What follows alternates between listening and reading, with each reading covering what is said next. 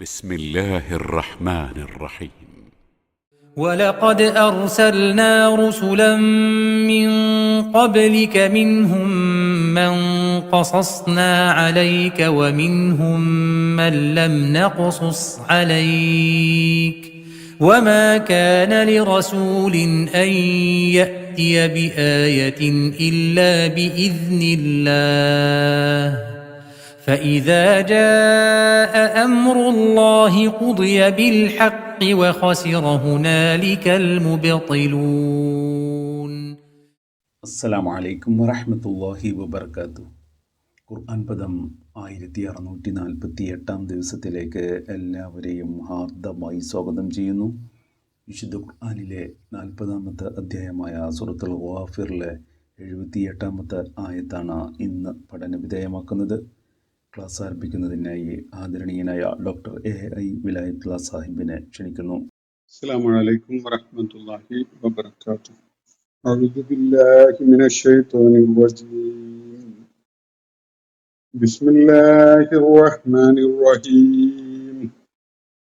ولقد أرسلنا رسلا من قبلك منهم من قصصنا عليك ومنهم من لم نقصص عليك وما كان لرسول أن يأتي بآية إلا بإذن الله فإذا جاء أمر الله قضي بالحق وخسر هنالك المبطلون. صدق الله العلي العظيم.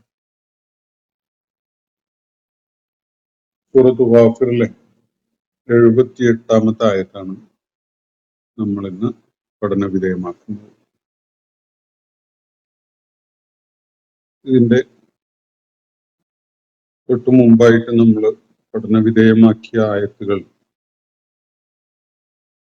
അതിൽ നിന്ന് വ്യത്യസ്തമായി പുതിയൊരു വിഷയത്തിലേക്ക് കടക്കുന്ന സ്വഭാവത്തിലുള്ള ഒരു ആയത്താണ് ഞാൻ ഇന്ന് നിങ്ങളെ കേൾപ്പിച്ചിട്ടുള്ളത്. സത്യനിഷേധികൾ, വിശേഷിച്ച് നബി സല്ലല്ലാഹു അലൈഹി വസല്ലമയുടെ സന്ദേശം ഉൾക്കൊള്ളാൻ വിമുഖത കാണിച്ചുകൊണ്ട് മക്കയിൽ അദ്ദേഹത്തെ പല നിലക്കും ദ്രോഹിച്ചുകൊണ്ടിരുന്ന ആളുകൾ, അവര് തുടർന്ന് ഏറ്റുവാങ്ങേണ്ടി വരുന്ന ആഖിബത്തിനെ പരാമർശിച്ചുകൊണ്ടുള്ള ചില വിവരണങ്ങൾ നമ്മൾ കഴിഞ്ഞ ഏതാനും ദിവസങ്ങളിലായി വായിച്ചുകൊണ്ടിരിക്കുന്ന ഭാഗത്ത് കാണുകയുണ്ടായി.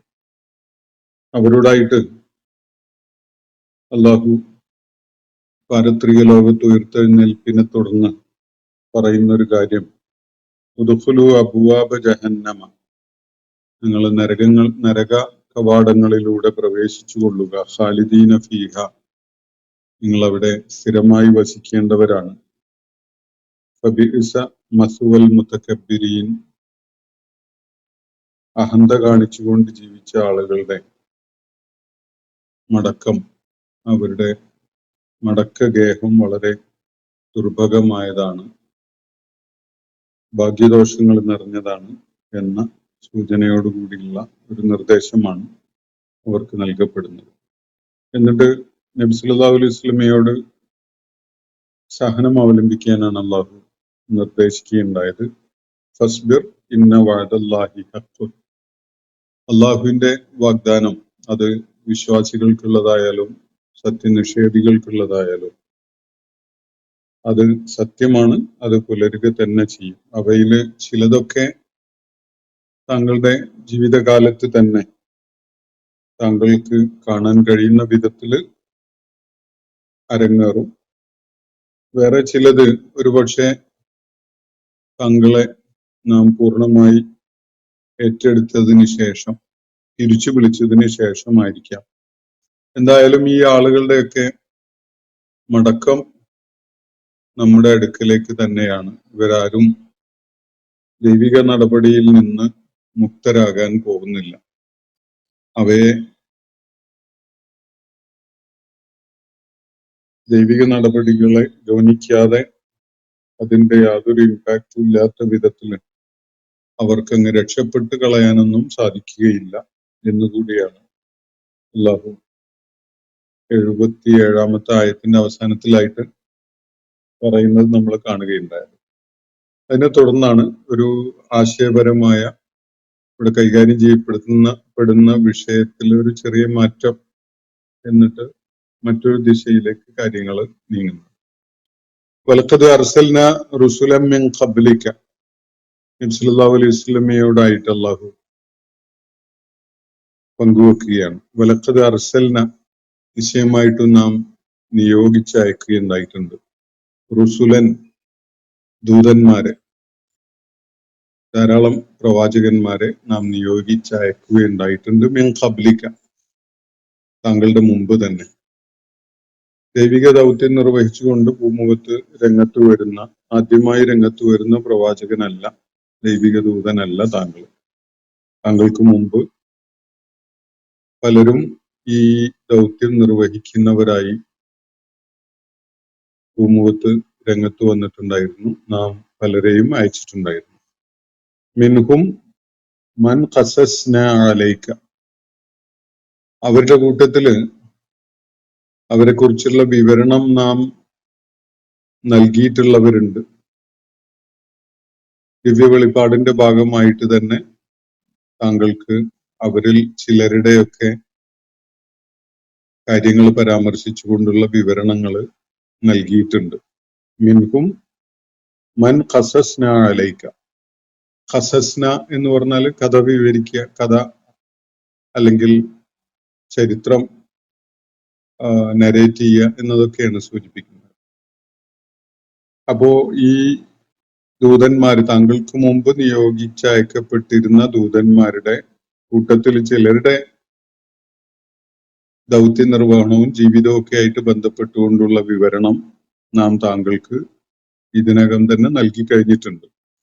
വമിൻഹും മൻ ലം നഖ്സുസ് അലൈക, താങ്കൾക്ക് ഇതിനകം വിവരിച്ച് തന്നിട്ടില്ലാത്ത ചില ആളുകളും അവരുടെ കൂട്ടത്തിലുണ്ട്.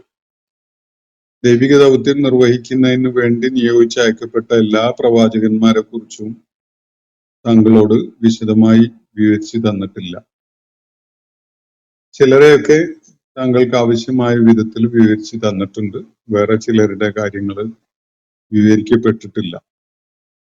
വമാ കാന ലി റസൂലിൻ, എന്നാൽ എല്ലാ പ്രവാചകന്മാരുടെയും കാര്യത്തിൽ ഒരുപോലെ ബാധകമായിരുന്ന ഒരു കാര്യമാണ് അള്ളാഹു തുറന്നു പറയുന്നത്.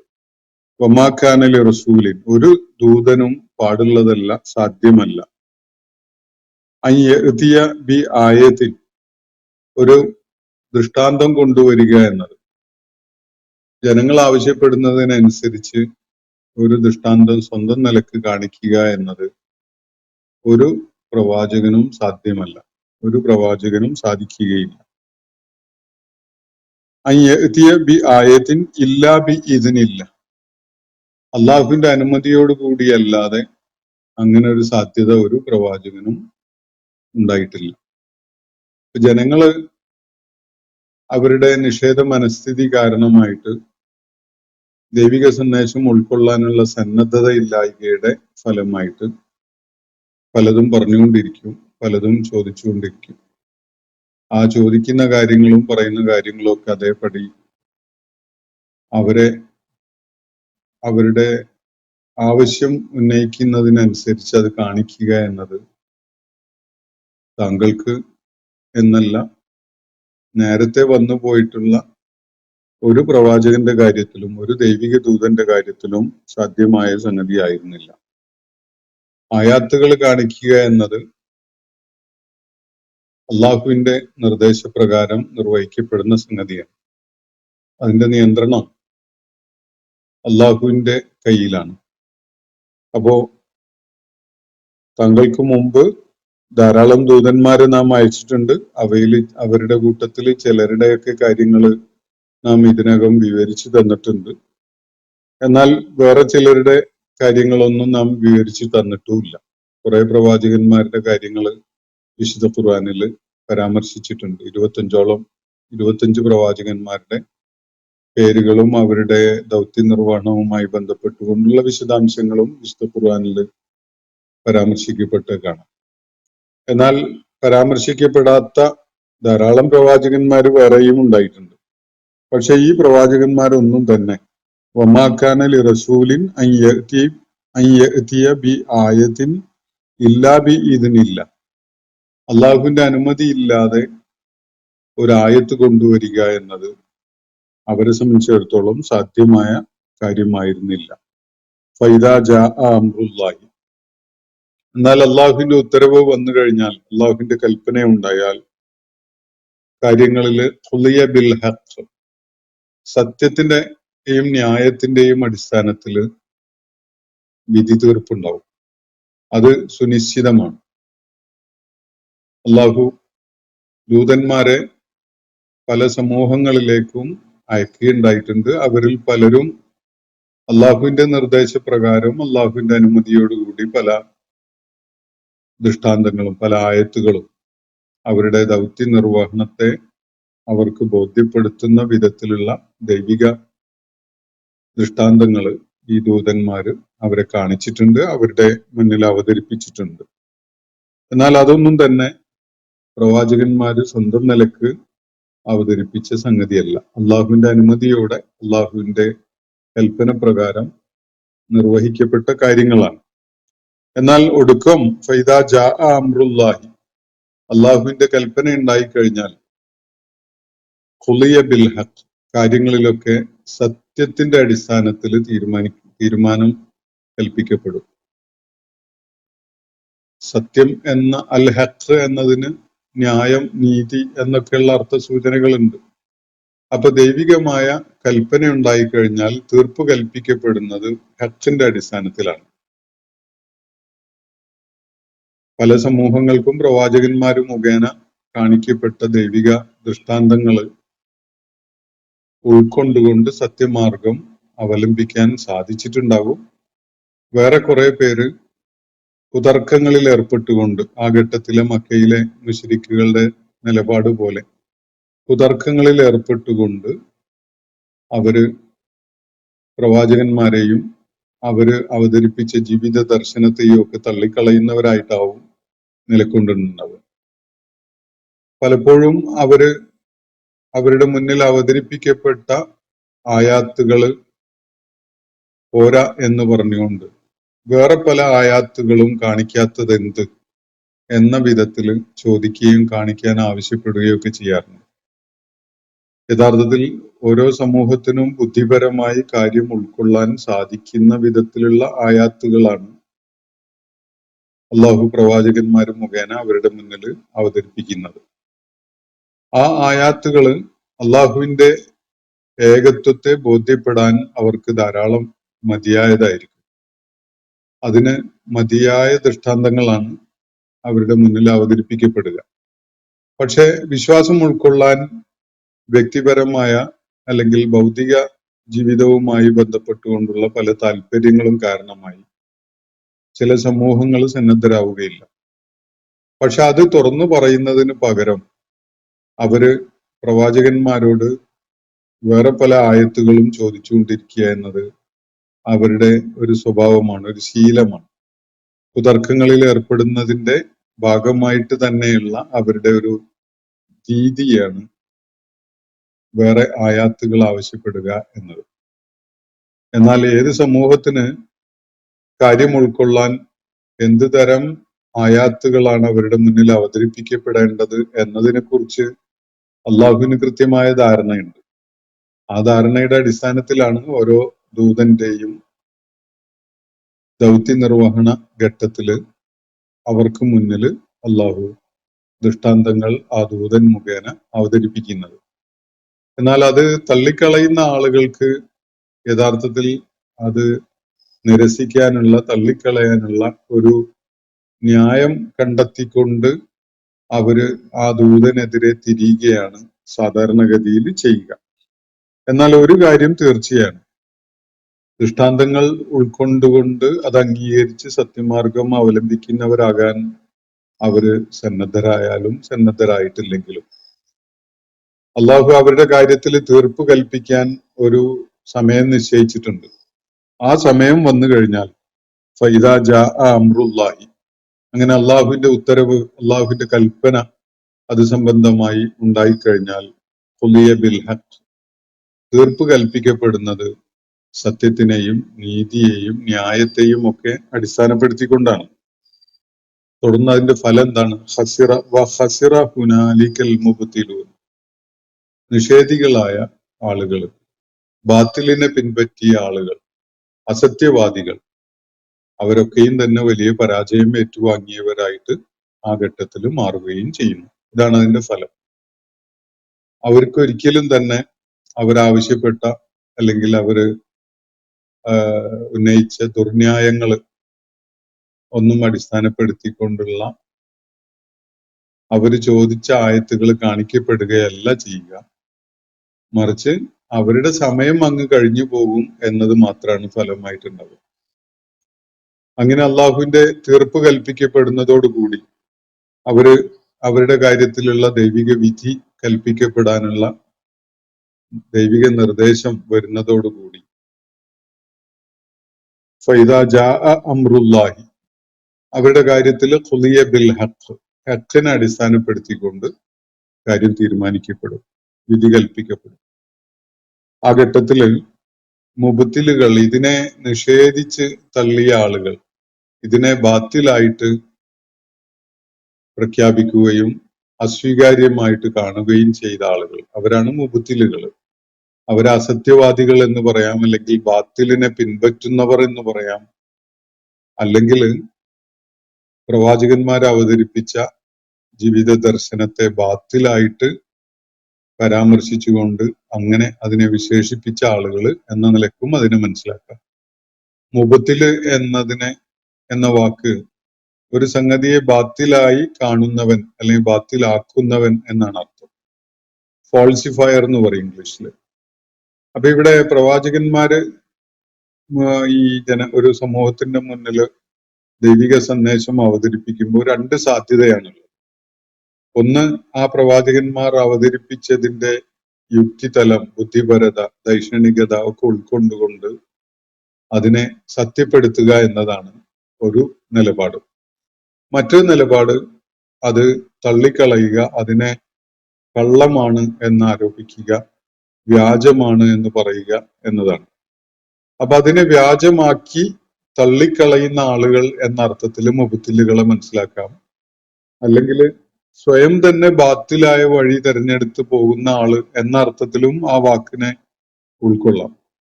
രണ്ട് സാധ്യതയുമുണ്ട്.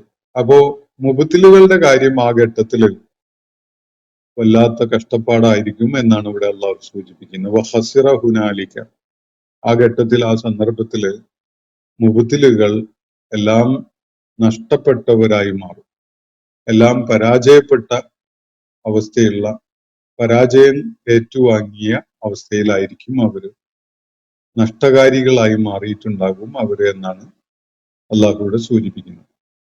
അപ്പോ ഏത് മനുഷ്യന്റെയും കാര്യത്തില്, അത് ഏത് പ്രവാചകന്റെ കാലഘട്ടത്തിലായാലും അള്ളാഹു ആളുകൾക്ക് സത്യം തിരിച്ചറിയാൻ ആവശ്യമായ ബുദ്ധിപരമായ കഴിവുകൾ നൽകിയിട്ടുണ്ട്.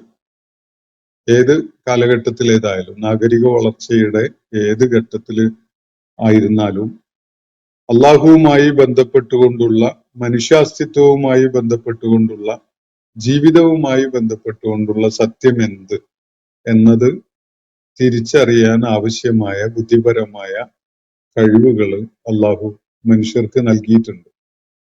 ആ കഴിവുകളെ പ്രയോജനപ്പെടുത്തിക്കൊണ്ട് മനുഷ്യൻ പ്രവാചകന്മാർ അവരുടെ മുന്നിൽ അവതരിപ്പിക്കുന്ന ജീവിത ദർശനത്തെ വിലയിരുത്തുകയാണ് വേണ്ടത്.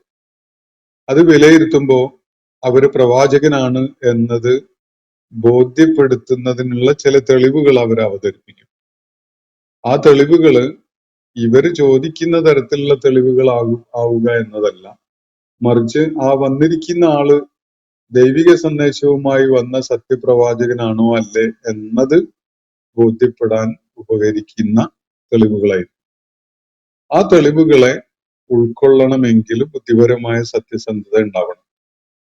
കാര്യങ്ങളെ ശരിയേത് തെറ്റേതെന്ന് മനസ്സിലാക്കിയിട്ട് തീരുമാനമെടുക്കാനുള്ള സന്നദ്ധതയും അതുപോലെ ഹൃദയവിശാലതയും ഉണ്ടെങ്കിലും മാത്രമേ ആളുകൾക്ക് പ്രവാചകന്മാരുടെ സന്ദേശം കേൾക്കുമ്പോൾ അക്കാര്യത്തിൽ ഒരു നിലപാട് സ്വീകരിക്കാൻ കഴിയുള്ളൂ.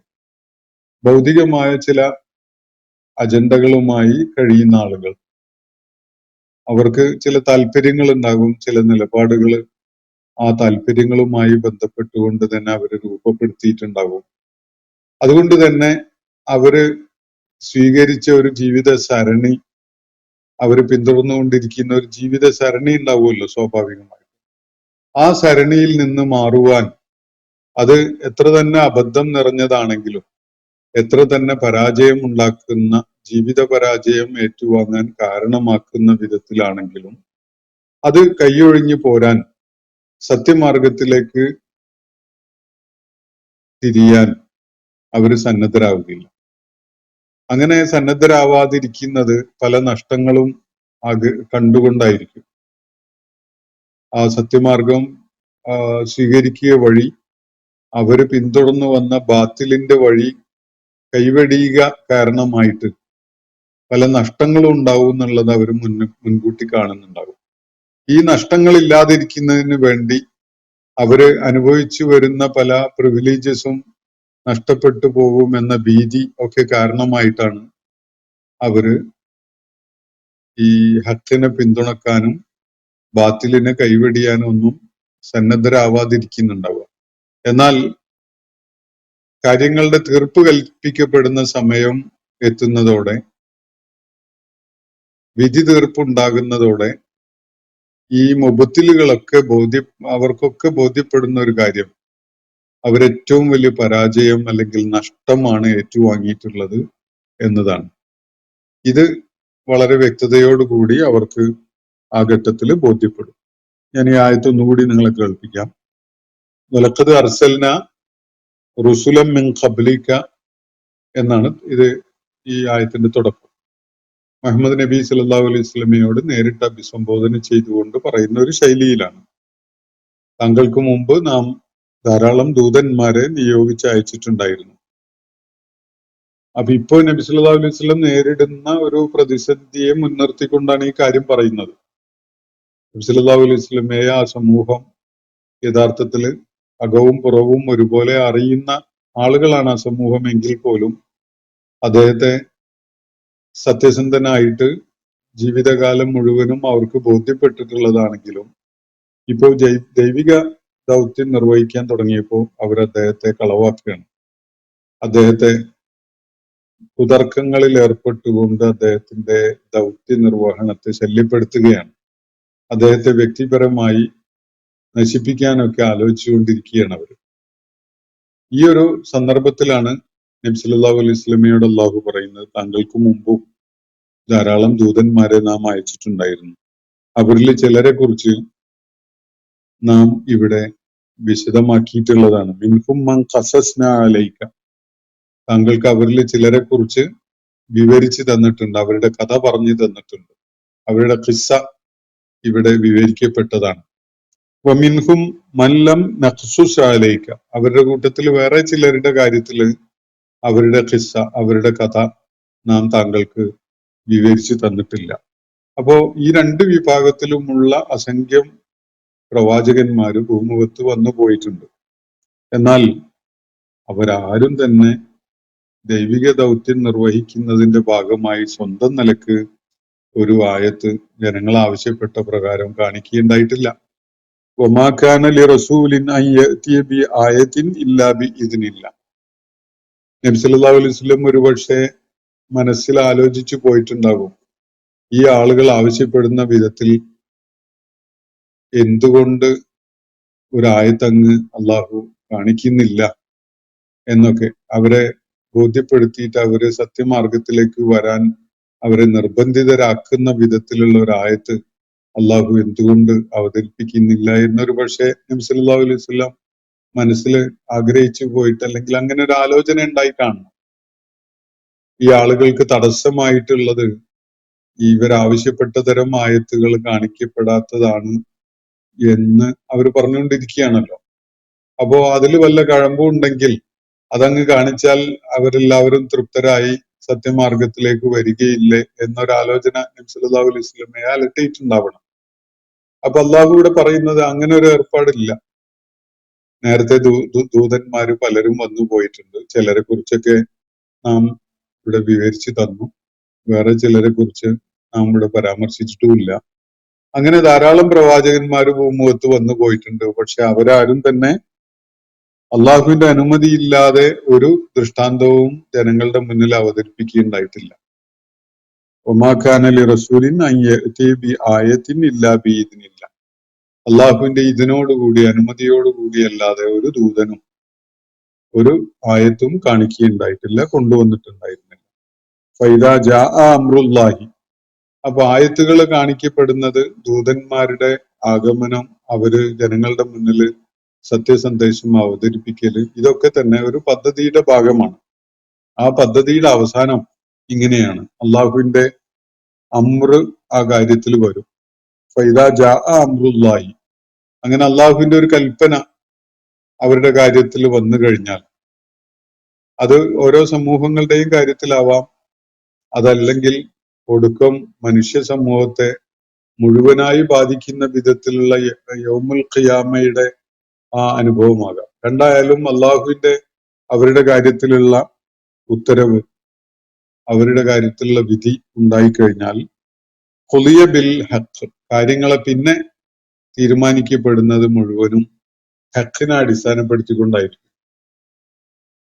ഈ ആളുകളുടെ പ്രതീക്ഷകളോ കാത്തിരിപ്പോ ഒന്നും പരിഗണിച്ചുകൊണ്ടാവില്ല. മറിച്ച് ഹഖിനെ അടിസ്ഥാനപ്പെടുത്തിക്കൊണ്ടാണ് അള്ളാഹുവിന്റെ വിധി അവരുടെ കാര്യത്തിൽ. ഈ ദൈവിക സന്ദേശം ലഭിച്ച ദൂതന്മാര് മുഖേന ദൈവിക സന്ദേശം ലഭിച്ച സമൂഹങ്ങളുടെ കാര്യത്തിലുള്ള അള്ളാഹുവിന്റെ വിധി തീർപ്പുണ്ടാവുന്നത് ഹഖിനെ അടിസ്ഥാനപ്പെടുത്തിക്കൊണ്ടാണ്. അപ്പൊ അങ്ങനെ വന്നു കഴിഞ്ഞാൽ ഈ മുബത്തിലുകളുടെ ഗതി എന്തായിരിക്കും എന്നാണ് തുടർന്ന് അള്ളാഹു വ്യക്തമാക്കിയത്. വഖസിറ ഹുനാലിക. ആ ഘട്ടത്തിൽ എല്ലാം നഷ്ടപ്പെട്ടവരായി, എല്ലാം പരാജയമായവരായി, അല്ലെങ്കിൽ എല്ലാം തകർന്നു പോയവരായി, ഖസാറായവർ, നഷ്ടമായവരായി. ആരാണ്? അൽ മുബത്തിലൂൻ. ദൈവിക സന്ദേശങ്ങളെ കള്ളമാക്കി തള്ളിയ ആളുകൾ. അത് കള്ളമാണ്, വ്യാജമാണ് എന്ന വിധത്തിൽ അതിനെ ബാത്തിലായിട്ട് പരാമർശിച്ചുകൊണ്ട് അത് പിൻപറ്റാൻ സന്നദ്ധരാവാതിരുന്നവർ വലിയ നഷ്ടകാരികളായി.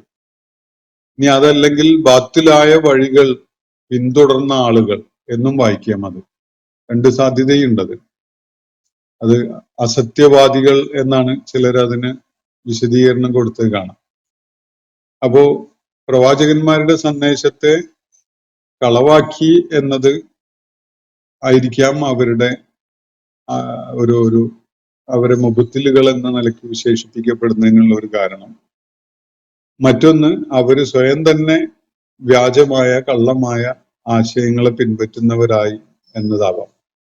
രണ്ടായാലും മുബത്തിലുകളുടെ കാര്യം ആ ദിവസം അള്ളാഹുവിന്റെ ഹഖിനെ അടിസ്ഥാനപ്പെടുത്തിക്കൊണ്ടുള്ള തീർപ്പുണ്ടാകുന്ന ആ നാളിൽ അങ്ങേയറ്റം പരിതാപകരമായിരിക്കും, ഏറ്റവും വലിയ നഷ്ടം ഏറ്റുവാങ്ങുന്നവരായിരിക്കും അവര് എന്നാണ് അള്ളാഹുവിടെ പറയുന്നത്. അവതരിപ്പിക്കപ്പെട്ട ദൃഷ്ടാന്തങ്ങൾ വിലയിരുത്തിക്കൊണ്ട് പ്രവാചകന്മാരും മുഖേന അവരെ കേൾപ്പിച്ചിട്ടുള്ള ആശയങ്ങൾ ഉൾക്കൊണ്ടുകൊണ്ട് അള്ളാഹു നൽകിയ ദൈക്ഷണികവും ബുദ്ധിപരവും യുക്തിപരവുമായ കഴിവുകളെ പ്രയോജനപ്പെടുത്തിക്കൊണ്ട് സത്യം എന്തെന്ന് മനസ്സിലാക്കാനുള്ള ശ്രമം ഉണ്ടാവേണ്ടത് ഓരോരുത്തരുടെയും ഭാഗത്തു നിന്നാണ്. അതിന് കുതർക്കങ്ങൾ ഉന്നയിക്കുകയും അല്ലെങ്കിൽ വാദഗതികൾ ഉന്നയിക്കുകയും അതുപോലെ തർക്കിച്ച് ജയിക്കാൻ വേണ്ടി ശ്രമിക്കുകയൊക്കെ ചെയ്യുകയാണ് അവർ ചെയ്യുന്നതെങ്കിൽ, അല്ലെങ്കിൽ അവർ ഇതല്ല, ഈ തരം ആയത്തുകളല്ല വേണ്ടത്, വേറെ ചില തരം ആയത്തുകളാണ് എന്ന് പറഞ്ഞുകൊണ്ടിരിക്കുകയാണെങ്കിൽ അവരൊരിക്കലും തന്നെ സത്യം കണ്ടെത്താൻ പോകുന്നില്ല, വിജയികളാവാനും പോകുന്നില്ല. ഇവിടെ അവതരിപ്പിക്കപ്പെട്ട സത്യം അത് അള്ളാഹുവിന്റെ ദൂതനെ ബോധ്യപ്പെടുത്തുന്ന വിധത്തിലുള്ളതാണോ, അള്ളാഹുവിന്റെ ഏകത്വം മനസ്സിലാക്കാൻ ഉപകരിക്കുന്നതാണോ എന്നതാണ് പരിശോധിക്കപ്പെടേണ്ട കാര്യം. അങ്ങനെ പരിശോധിച്ച് ഹഖ് പിൻപറ്റുന്നവർ വിജയികളായി മാറുന്നു. അതിന് കൂട്ടാക്കാതെ കുതർക്കങ്ങളിൽ ഏർപ്പെടുന്നവർ പരാജയപ്പെടുന്നവരായി മാറുന്നു എന്നതാണ് ഇവിടെ നൽകപ്പെട്ടിരിക്കുന്ന സന്ദേശം. ഇന്നത്തെ സെഷൻ ഞാനിവിടെ അവസാനിപ്പിക്കുകയാണ്. സൂറത്ത് ഗാഫിറിലെ 78ാമത്തെ ആയത്താണ് ഇന്ന് നമ്മൾ പഠന വിധേയമാക്കിയിട്ടുള്ളത്. അള്ളാഹു നമ്മെ എല്ലാവരെയും അനുഗ്രഹിക്കുമാറാവട്ടെ. വാഖിറു ദഅ്വാന അനിൽ ഹംദുലില്ലാഹി റബ്ബിൽ ആലമീൻ.